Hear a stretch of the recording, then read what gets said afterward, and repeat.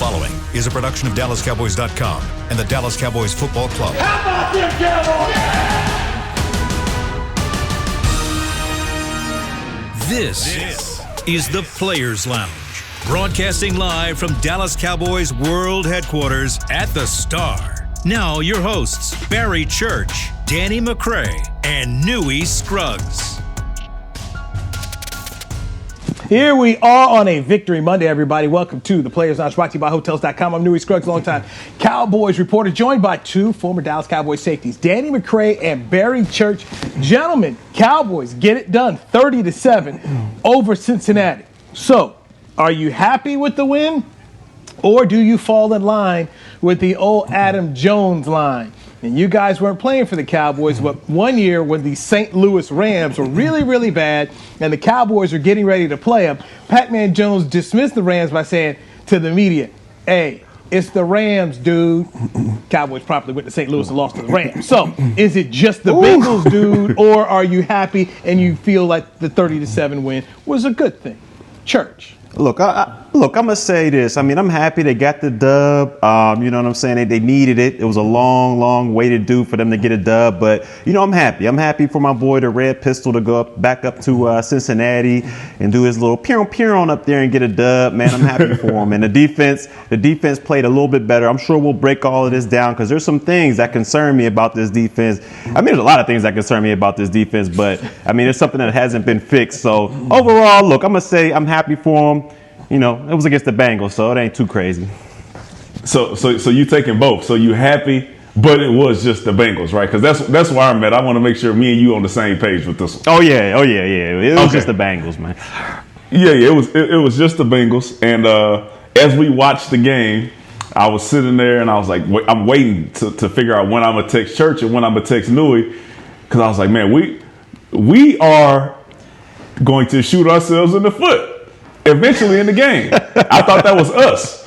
But it turned out that the Bengals were that team who just could not get out of their own way. And they gave us a dub, and I will take it. A win's a win. It don't matter what record you have. If you can pull off a win, everybody's happy in that locker room afterwards. Now, moving forward, yes, it was just the Bengals. All right, we still got the same problems that we had the week before. Our defense can't stop the run. We give up big plays in the passing game. We weren't able to run the ball this week, and we still haven't found a way to continue to feed Amari Cooper in the passing game, although he did have the 5 catches and the touchdown. So we still have the same issues, but, you know, we were playing the Bengals, so it wasn't that big of a deal. To me, it's almost reminiscent of when you played at LSU, Danny, when you played those non-conference games against those FBS teams like Toledo. You were supposed to beat Toledo. If you beat Toledo, man, you don't get credit for it, but it's what you're supposed to do, right? Shots fired early in the segment. I know you're not on the rendezvous, so you can't see my outfit that I got on, but I'm draped in purple and gold because there was a team who came out and got a big win this week, 37-34, and that was the LSU Fighting Tigers against those Florida Gators. So I'm happy. I'm ecstatic. Both of my teams got the dub, but LSU got the bigger dub this week. So, yes, you are right. We are supposed to beat those non-conference teams, but every once in a while, Newy, you know, Appalachian State can sneak up on you and get you a win up in the big house up there in Michigan. So you just never know. Hey, Appalachian State wasn't the only one to get a dub in the big house because Toledo got one as well, and I was there. I was witness to that, all right? 13-10, we shut them down and shut them out. I think that was one of the last games for the coach that before Harbaugh got there. I forget his name, but we sent him packing, man. So don't sleep on Toledo out here, man. By the way, LSU, the LSU quarterback with a Dallas Cowboys connection. That's Brad Johnson's son, leading LSU at quarterback for the victory. And it was nice to see him get a hug after the game. Brad Johnson finished his career with the Dallas Cowboys. So I thought that was a great moment. And I got to give a lot of credit to Coach Ed Orgeron for having his team ready to go. And I also look at Dan Mullen, and I just really would love to ask him, what was your man's thinking throwing a shoe after third half? I mean, you know, and as I texted you guys, that dude needed to go into the locker room after the game. I mean, if I were him, I wouldn't even shower. Just go ahead and put your clothes on and head on out, man. Just get on out the building, because that was one of the dumbest plays I've ever seen in a college football game, in which the Florida Gators had hopes of playing for the college football playoff, trying to get in. You know, if they could win this game and go beat Alabama, then you got a heck of a case to get in. Oh, you just eliminated that because homeboy wanted to throw a shoe. Wow. I just don't. I don't understand the thought process behind that. Like, why would you grab another man's shoe and throw it down? Like, oh, I'm hard for doing this. I'm gonna get props for this. You just cost your team a chance at the college football playoffs. If he was in the pros, I mean, they couldn't cut him fast enough. I mean, just the thought process of these kids, man, it's outrageous. Now, Church and Newy, y'all got to keep it real. Florida has no chance of going to no SEC championship and beating the Alabama Crimson Tide. All right, so let's get that out of. He didn't cost them a chance at the college football playoffs, but he did. You know, the suspense of it, he did take that away from them. But they not sniffing Alabama in the SEC championship. I agree with you. I don't know, but I'll just say this.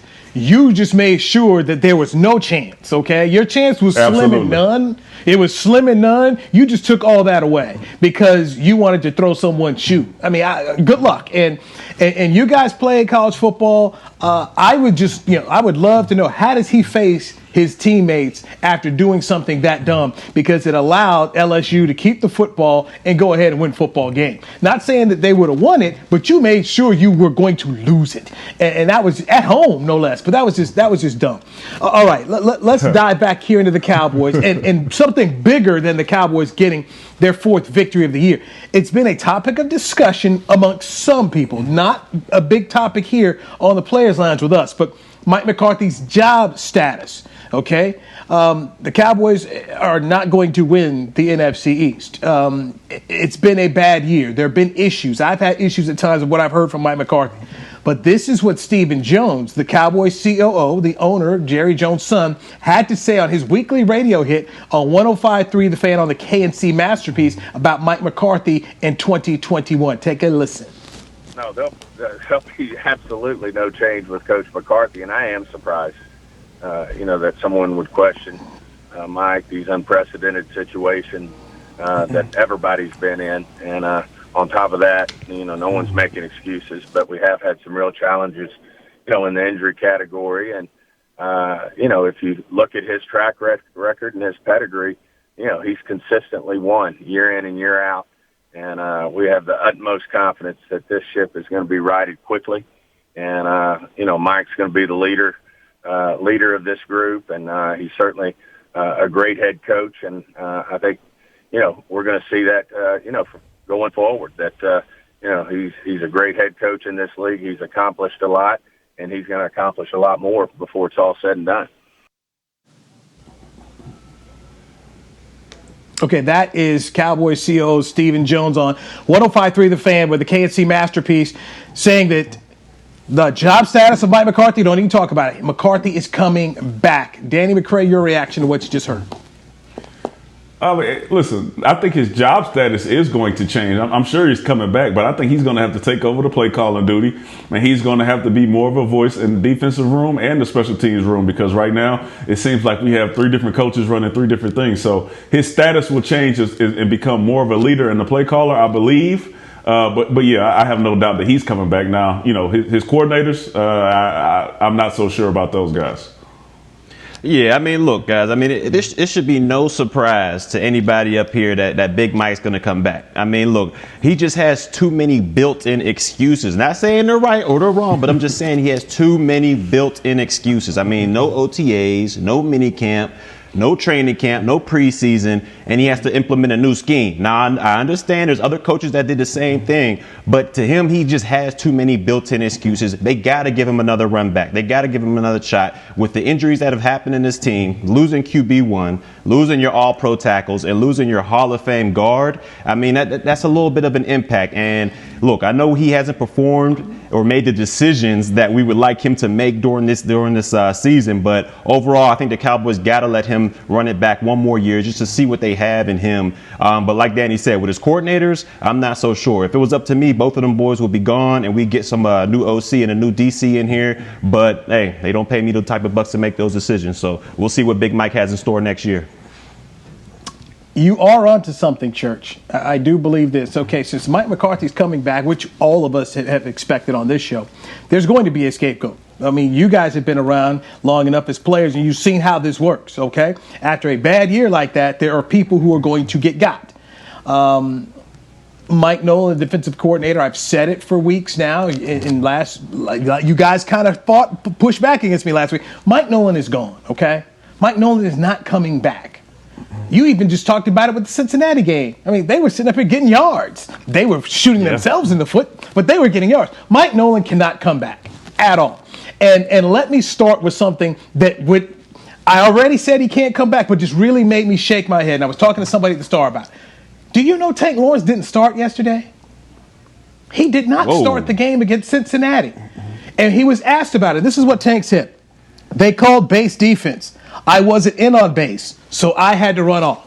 Dorrance Armstrong was in on base. Come on, man. Oh, come on, man. Come on, man. What kind of defense you running? What a dude making $20 million ain't in base? What defense? I mean, could you imagine Bill Belichick and Bill Parcells having a base defense and Lawrence Taylor what did it? You know, could you imagine? The Bears 46 defense. Hey, man, we got base defense. Singletary, you out. You're not in on this. I mean, come on. I don't understand this. Listen, and I'm a piggyback it on back to the offense. But come on, man, $100 million not starting don't make no sense. You talk about a waste of funds makes absolutely no sense. You know what, Newy and Church, that would be very similar to like looking out there on offense and base package or 11 personnel, not seeing Amari Cooper out there. It would look very similar to that. Or looking out there on fourth and inches and not seeing Zeke. It'd be the same. But for some reason on this squad, that's acceptable. But you talk about $190 million, not getting the play time that they need, and this is the league. This is something you should not have to worry about. DeMarcus Lawrence should be starting in every package. No matter if you running all DBs on the field, he should be one of the DBs. Don't make no sense. I mean, I tell you what. Go ahead, Newy. Go ahead. Literally, this is a fireable offense. I mean, come on, man. We've hired you. We're paying this dude $100 million, and you're not going to put him out here. I mean, this is fireable, man. I mean, this is Houston running a game-ending play and telling James Harden, nah, man, you on the bench. We running base. You not in on this one, James. I mean, this is the guy. How does Mike Nolan go into Jerry Jones and explain it? Hey, man, we got this bait. He just doesn't fit.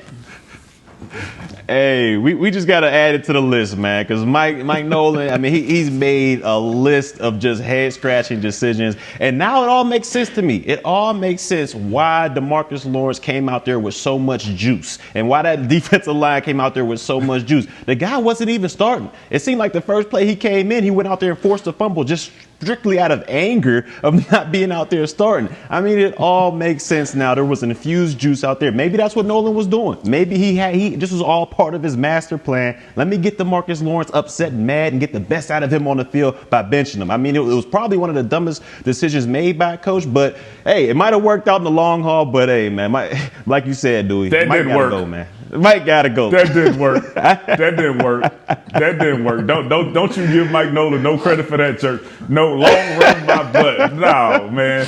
No, sirree. There's a guy who's writing $100 million check that should be looking down at that field like, what is going on? I need to figure this out. Me and Mike Nolan need to sit up in the room together and figure out. I need to hear the reasoning behind this. Make me understand what's going on. Please make me understand, because I'm not accepting it. I'm not excited. It's week 12. Week 13, 14. You sitting out here and you don't put out your bet. Listen, you know what? DeMarcus Lawrence, man, good for you for coming out and responding the way that you should have responded when something like that happens, but you should have never been on the bench. And so this happens, and this is where for me, I go back to the head coach. I mean, this is your buddy. Okay, you hired this guy. I would be on him real quick. Hey, man, you trying to get me guy? I mean, this can't happen. You can't do this, okay? I mean, there's certain things that can't happen. You don't start a game with Tank on the bench and he's healthy. You don't start a game with Zeke on the bench and he's healthy. You don't start a game with Amari Cooper on the bench. We're paying too much money. That's the Church. You're correct. You don't write these kind of checks and then say we don't need these guys. No. You can't do that. You simply can't do that. It's just bad. It's just bad. I don't understand how this got past Mike McCarthy, though. Like, the whole week leading up to this, I'm sure they had base on one of those days. McCray, you know this, on Wednesdays and some of the Thursdays, it's all first and second down, and I'm sure there's base packages out there. So how did this get past McCarthy that D-Law, your best defensive player, the highest paid defensive player in Cowboys history, was not on the field during this? And then when we got to the game in Sunday, somebody okayed it. Somebody okayed it. Say, hey, you know what? Dorrance Armstrong, we've seen him in coverage. We've seen him have that versatility. Maybe he's a little bit better than D-Law. Let's start him today. Somebody okayed it. And I got to go with Big Mike on this one, man. If you okayed it, Big Mike, that's a mistake. That's a mistake. You know what? In church, as I'm thinking about it and I'm talking, listen, I remember we used to be out there on the field, and Jerry would be out there. Steven would be out there. Will McClure would be out there watching all the practice. All right. So there's no way, as I think about it, you could tell me that DeMarcus Lawrence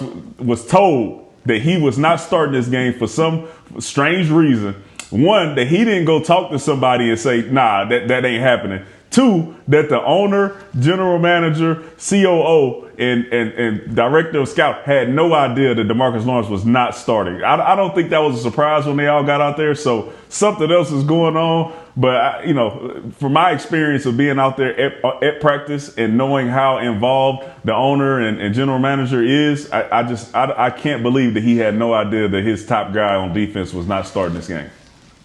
All right, so Mike McCarthy is coming back. I am steadfast in my opinion that defensive coordinator Mike Nolan is coaching his last days. We've seen a whole plethora of defensive coordinators get got. Paul Gunther of the Raiders got yesterday, and Rod Marinelli. Rod Marinelli is taking his place out there in Vegas. Rod Marinelli let go by the Cowboys, and boy, I sure miss Rod Marinelli right now. Let me raise my hand. I'm sorry. I'm sorry, Rod. I was wrong, okay? I was wrong. I drank that Kool-Aid. I was wrong. I believe Mike McCarthy and the staff. I think it get no worse. It's gotten worse. It's just horrible. And the person that's got to pay for it starts with Mike Nolan. Now, when we come back, okay, we got to take a break. I want to defend Ezekiel Elliott. All right. One of my favorites here on the Dallas Cowboys Podcast Network questioned whether or not Zeke was living up to his $90 million contract. I want to defend that. I'll do that next, right here on the Players Lounge, brought to you by Hotels.com on DallasCowboys.com radio.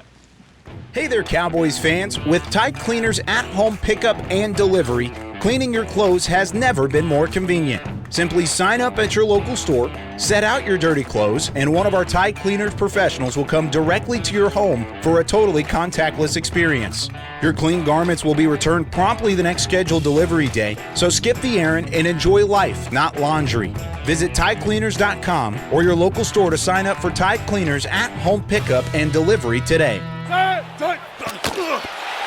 Just like all of you, we at SeatGeek can't wait until we're back in the stands at full strength cheering on the Cowboys and singing along to our favorite songs again. We're using this time to make discovering, buying, and selling tickets to events in Dallas easier. Plus, every ticket purchased on SeatGeek is protected by our buyer guarantee, which means you'll get your money back or better if your event is canceled. Guaranteed. Download the SeatGeek app today, and when the time is right, let's go. SeatGeek. The Cowboys way, where 16 Hall of Famers and 5 championships shows us what success looks like. Where turkey is always the second best part of Thanksgiving Day. Where we are all defined by one single thing, the star. Where we as fans know it's our job to keep the tradition going. Bank of America is proud to be the official bank of the Dallas Cowboys and to support the quest of living life the Cowboys way. Copyright 2020, Bank of America Corporation.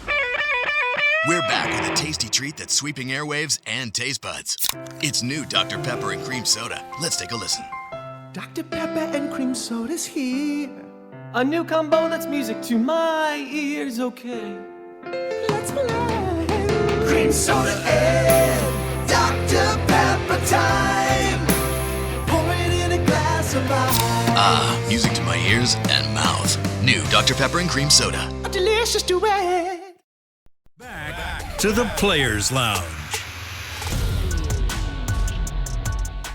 AT&T continues to innovate new ways to connect Cowboys Nation with new and exciting game day experiences, including StarView presented by AT&T 5G, available in stadium and for home use. Download the Dallas Cowboys mobile app and look for StarView under the stadium tab. You are checking out the Players Lounge, brought to you by Hotels.com. We are in our SWBC Mortgage virtual home studios. I'm Newy Scruggs, longtime Cowboys reporter, joined by two former Dallas Cowboys players, Barry Church and Danny McCray.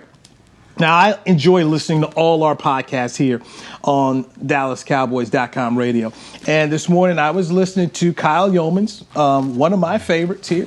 and Kyle was, in a conversation with Rob Phillips, Isaiah Stanback, and our boy Heckma Harrison. And he started talking about Ezekiel Elliott and questioning if Zeke was living up to the $90 million contract. And I'm like, whoa, hey. Look, I understand Zeke is not having a good season. And the fumbles that he's put on the ground, no, unacceptable. But let me make sure we all remember and all understand it is about opportunities when you are running back in this league.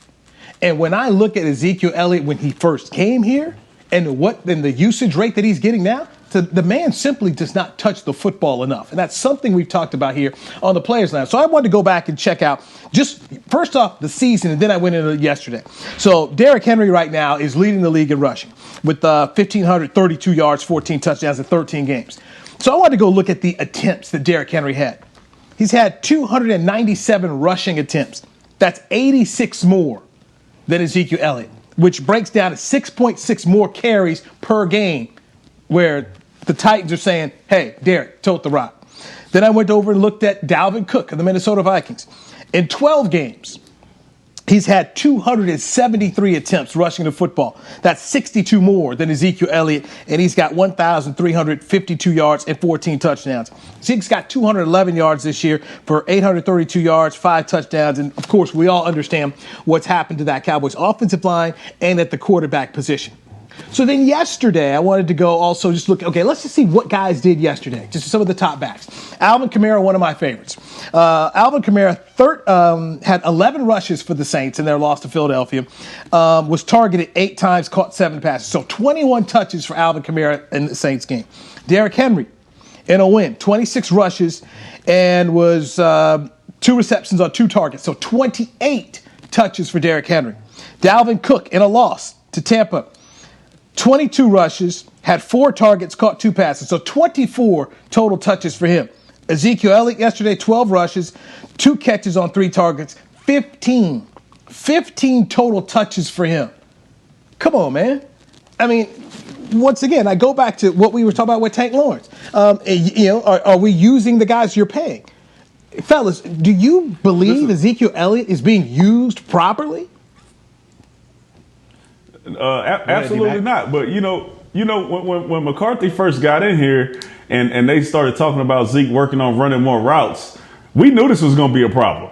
And once they drafted CeeDee Lamb, everybody was trying to figure out how many people were going to catch how many balls this year. Them having 3 1,000-yard receivers, we were like, man, they don't have enough to go around, and it's showing. And you can't. And the thing is, you can't use that excuse of we have too many weapons, because if you look at Minnesota, they have Thielen, they have Jefferson, and they have Cook.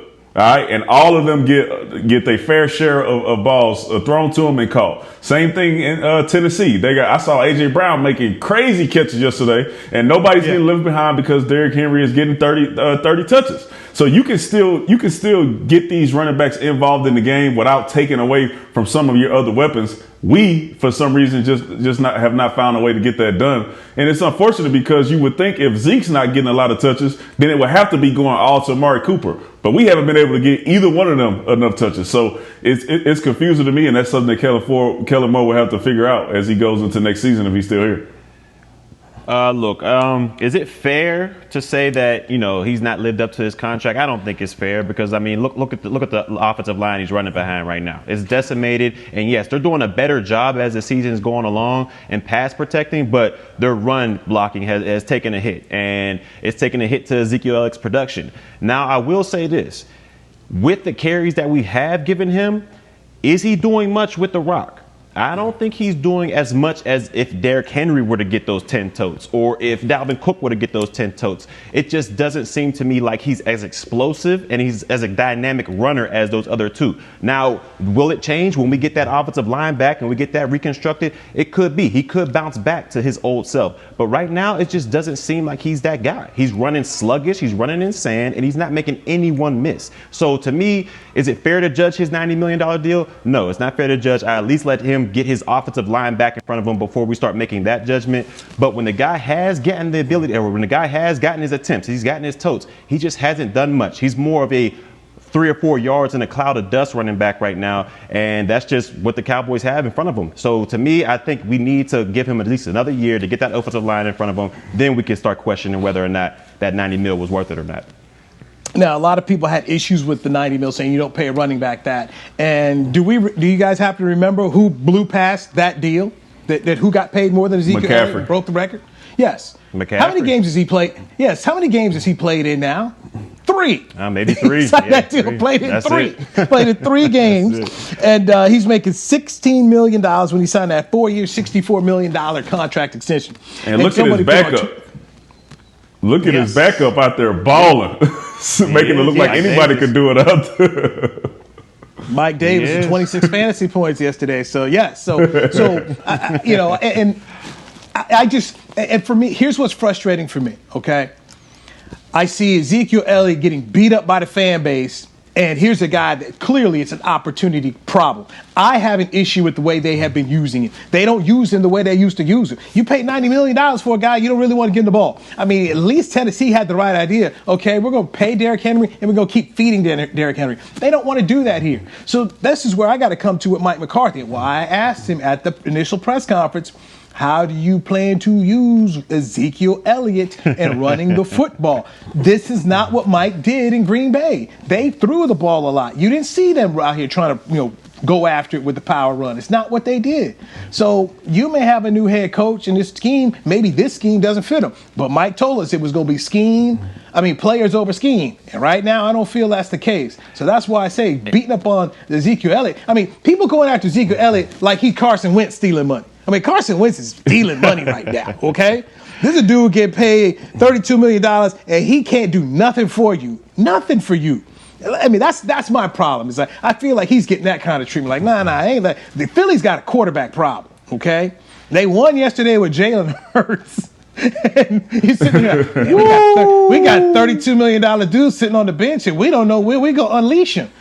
We may have to put this dude on mothballs. And then they're like, yeah, man, we gave this guy all this money. He wasn't even the guy that won the Super Bowl. I mean, you talk about bad money spent. Carson Wentz is bad money spent. That's how I feel people are treating Ezekiel Elliott around here, that this was bad money spent. I don't think it was bad money spent. I think this is a bad use of the player. That to me is truly the issue. I will agree with you on that point. I think it's definitely a bad use of the player. There's a lot of circumstances going around with that, but I definitely agree with you on that. It's a bad stance. But where I will defend McCarthy on one thing is, at the beginning of the year when you did ask those questions, I don't think McCarthy thought that his defense would be this terrible and that the defense, and he would always be having to fight his way back and claw his way back to get into games. This defense is downright terrible, and I don't think he thought that going into the game or going into the season, especially with the pieces that he's had. I mean, he had a Van Der Esch coming back. He had a Jalen Smith coming off a Pro Bowl. So he thought he had a defense that can hold it down, and we can just feed Zeke and keep it going. Little did he know we would be getting blown out in these games, and Dak would have to throw us back into it, or Andy Dalton would have to throw us back into it. I don't know. I don't know about that one, because even when Dak was in there, we were still talking about Zeke not getting enough touches in the beginning of the season. So I think they were 2 and 3. But just and we think were of those games, though. Okay, but let's go back to Atlanta. Atlanta were down 20-something. Cleveland were down 20-something. Church, stay with me on the Atlanta game, because I remember us doing this podcast. I was very much into this. In that Atlanta game, in the second half, they got back into it because they kept running the ball. He had 10 carries in the second half. It was one of the few games where he had 20 rushes, and that was a part of them getting back into it, was just they kept with the run, and kept mixing it up. They just didn't go, hey, we're going to just sit here, just throw the ball. They kept mixing it up, kept Atlanta off balance, and were able to get back into that football game. Look, I'm going to say put him into that predicament in the first place? Who put him in that predicament in the first place in Atlanta? Look, he was a part of the problem. Okay, he was a part of the problem, but I'm just saying, using the guy, getting away from the run, when they decided not to, they had some benefit. I'll tell you who can use the heck out of Ezekiel Elliott. You put that guy in San Francisco with Kyle Shanahan. Let Kyle Shanahan get a let Sean McVay get a hold of a running back like that. We sending everybody to San Francisco. we sending everybody to San Francisco. Shoot, you get John Gruden this kind of running back, man. There's coaches in the league that'll use him far more than what the Cowboys want to. That's my opinion. Just do the right thing. Listen, just do the right thing. You paid the dude $90 million. Go back and look at the film of things that made him successful. Schemes that you ran when he was successful. Powers, traps, counters. Look at those things and then implement them into the offense that you're running now. And I can almost guarantee you that he'll have more production than he currently has. I'm not saying he's going to go out there and be the old Zeke this year with so many injuries and all that. But I think that he can be more productive if you tailor the game to things that worked for him when he was having his most success. Now you got to go back and watch some Jason Garrett film to get that done and some of that. But you can implement that. Kellen Moore was here when JG was here and Zeke was having some success. So he knows what to do and what can help Zeke. He just needs to implement it. Yes. Okay, we got to take another break here.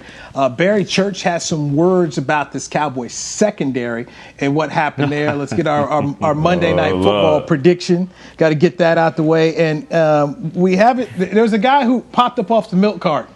I got to give this man some credit, at least a little bit of credit. May have been garbage time. He got off the milk carton. We're going to do that. We're going to do it next right here on the Players Lounge on Hotels.com, on DallasCowboysRadio.com.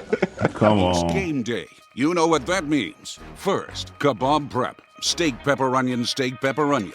Next, a counterclockwise lap around the room. Now the lucky grease-stained jersey goes on. And lastly, the dance. You know the one. This is a game day ritual no matter where you are. Whether you're traveling to the game or watching from your favorite vacation spot, book a place to stay on Hotels.com and keep the tradition alive and well. Hotels.com, proud partner of the Dallas Cowboys. Since 1865, Stetson hats are American-made with pride right here in Texas. And Stetson is proud to be on the field with America's team. Want to show your Texas and team pride too? You can. By purchasing your own Stetson, you can look just like how the flag guys do on field at every home game. Stetson hats, the official crown of all self-respecting Cowboys, and your favorite football team. Get yours today at shop.dallascowboys.com or at stetson.com. The Cowboys way, where 16 Hall of Famers and 5 championships shows us what success looks like. Where turkey is always the second best part of Thanksgiving Day. Where we are all defined by one single thing, the star. Where we as fans know it's our job to keep the tradition going. Bank of America is proud to be the official bank of the Dallas Cowboys and to support the quest of living life the Cowboys way. Copyright 2020, Bank of America Corporation. Hey there, Cowboys fans. With Tide Cleaners at-home pickup and delivery, cleaning your clothes has never been more convenient. Simply sign up at your local store, set out your dirty clothes, and one of our Tide Cleaners professionals will come directly to your home for a totally contactless experience. Your clean garments will be returned promptly the next scheduled delivery day, so skip the errand and enjoy life, not laundry. Visit TideCleaners.com or your local store to sign up for Tide Cleaners at-home pickup and delivery today. Back to the Players Lounge. Hey, don't miss your chance to see the Cowboys this Sunday when they take on the San Francisco 49ers at AT&T Stadium. A limited number of tickets are on sale now. Get yours today at DallasCowboys.com/tickets. You're in the Players Lounge, brought to you by Hotels.com. I'm Newy Scruggs, longtime Cowboys reporter, joined by 2 former Dallas Cowboys players, Danny McCray and Barry Church, in the 30-7 win.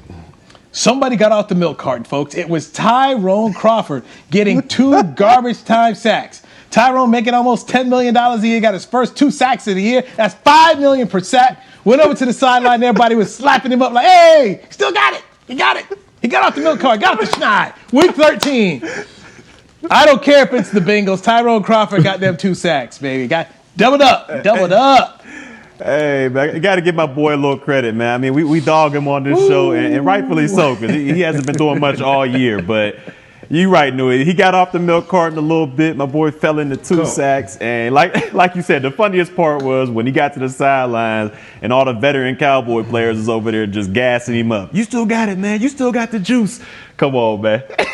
Come on, Church. Come on, Church and Newy. Listen, I love Crawford. We used to hang out back when I played and all that. I think that he is an amazing guy. And I think that he's just getting a little older, so he's starting to slow down a little bit, so his production is down. But I'm telling you this, there is no getting off the milk carton against the Bengals. All right, there is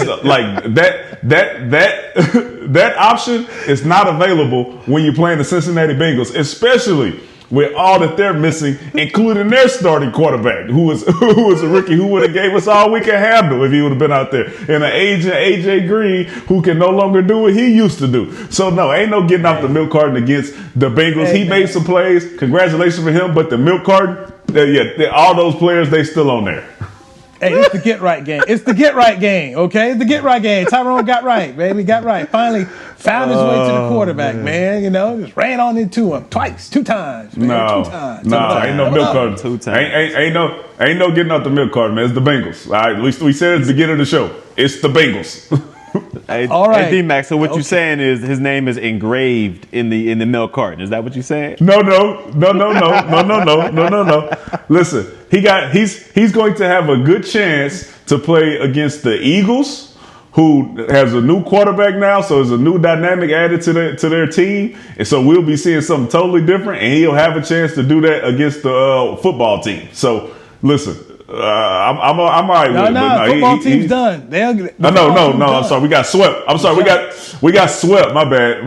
The last time this is the first time we got swept by them in a long time. My bad. You got Danny Dimes. My bad. you got Danny Dimes. So he'll have 2 real chances. I'm not even gonna count this one against the 49ers because who's their starting quarterback? Is it Mullins?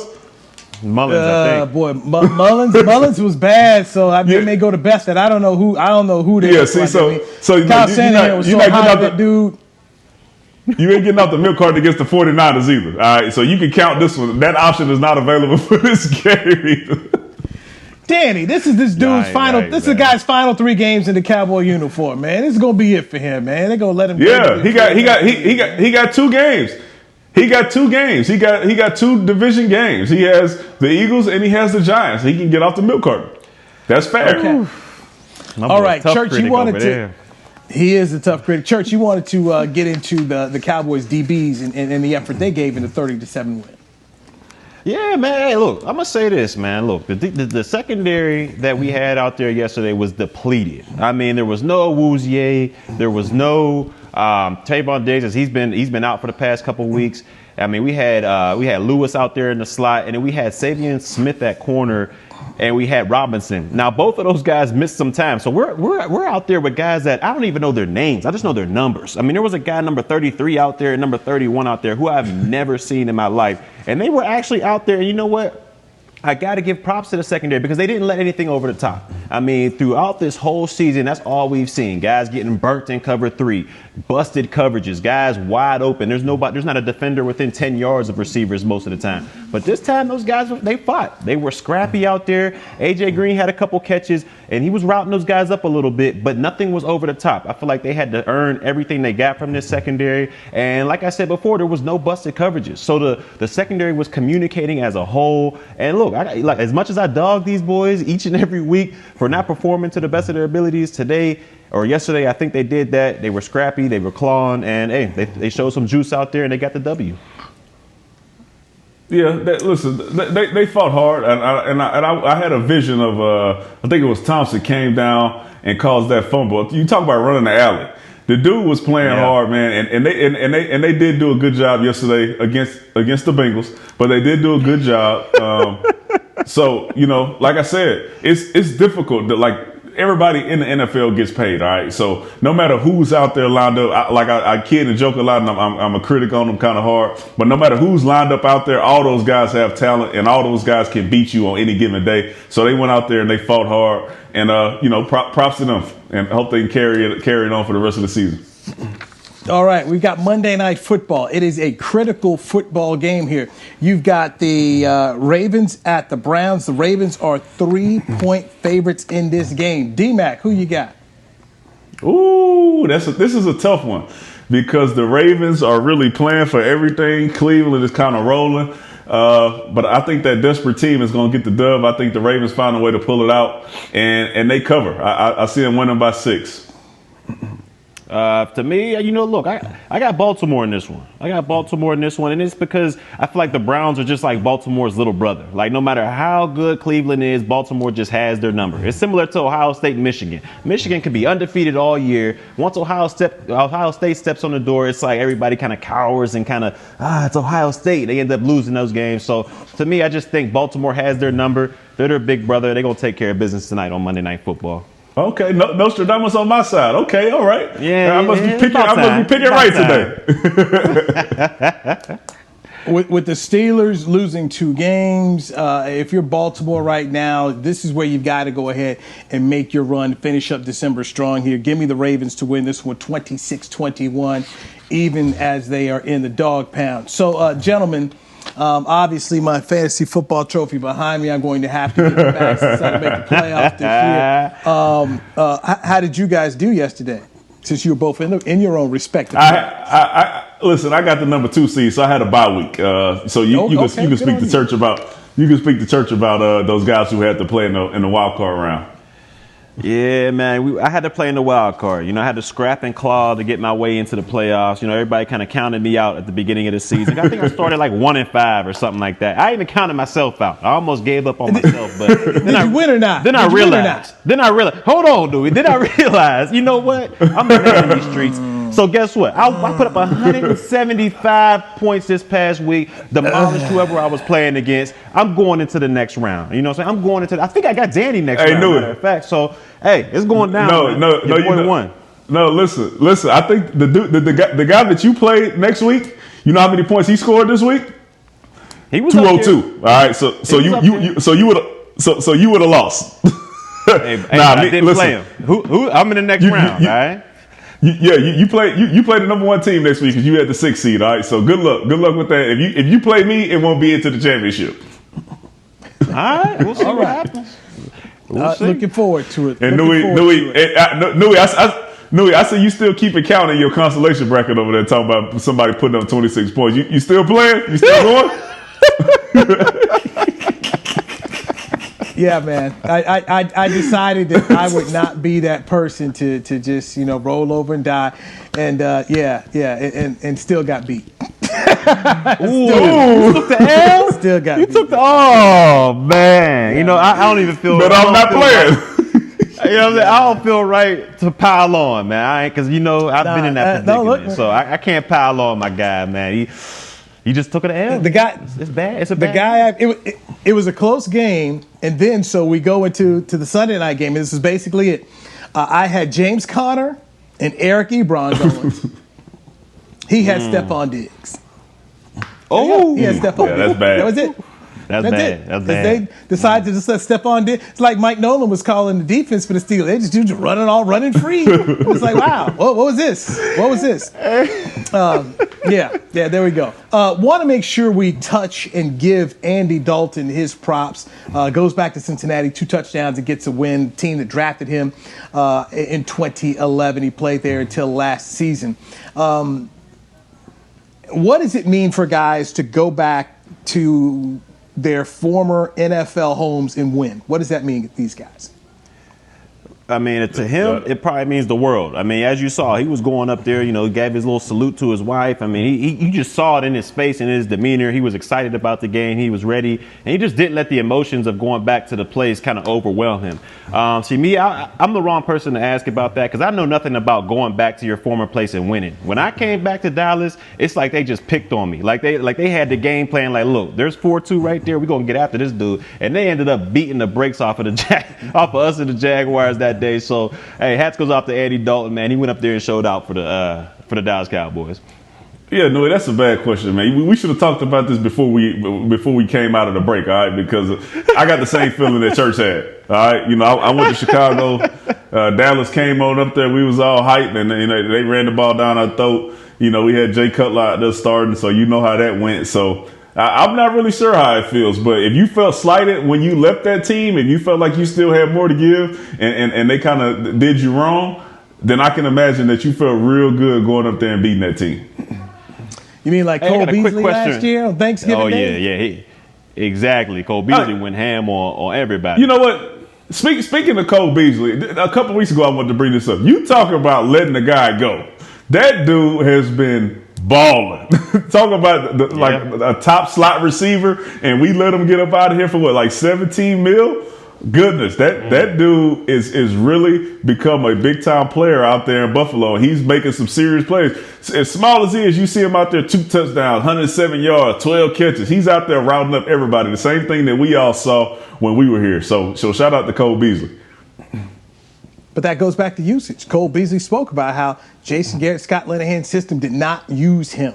And here we still are with a different regime talking about players not being used correctly.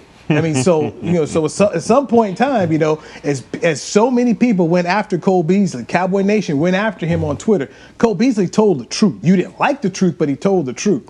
And for the people that think, hey, man, you guys on the Players Lounge are too negative, well, we're telling you that 21 and 19 are not being used enough. We're not just sitting up here lying to you. We're telling you the truth. And I truly believe this. If you let those two guys get away and they ended up going in some systems and in some places where they want to use them, you'd sit up here and be saying the same thing about Zeke and Cooper that we're talking about here with Cole Beasley. Like, oh, look at that guy. What did we let him get away here for? Didn't use him right. Absolutely. Okay, that is our time for today. Producer Chris Bean, we appreciate you getting that sound of Stephen Jones saying that Mike McCarthy was coming back. It was heard on 105.3 The Fan. Barry Church, Danny McCray. Always fun to chat with you guys. We'll do it tomorrow right here on the Players Lounge, 2:30 Central Time. If you've missed any parts of it, go ahead, check out the replay on social media. Tell a friend about us, and hey, keep telling people about the Players Lounge. We appreciate you joining us on Newy Scruggs. Take care, everybody.